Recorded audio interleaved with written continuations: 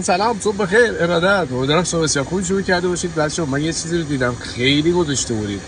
کمتریل چیه؟ کمتریل نیست. اوکی؟ اسمش کمتریل نیست.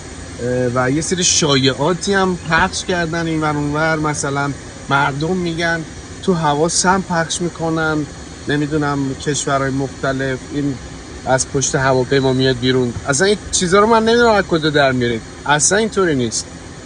اتفاقا صنعت هواپیمایی و تمام تکنولوژی و افرادی که تو مشغول تمام تلاششون برای این هستش که هر روز بتونن کاری کنن که حداقل آلودگی رو بر هوا داشته باشه و حتی تحقیقات و تلاشات به سمت سوخت‌های غیر فسیلی هستش. اوکی، پس بنابراین اصلا اینطوری نیست. اون چیزی هم که دارید میبینید کمتریل نیست، نتیجه از مقدار کمی از بخار آب که در سوخت هست میاد بیرون و هوا سرد اتفاق میفته و اسمش هم این بالا گذاشتم.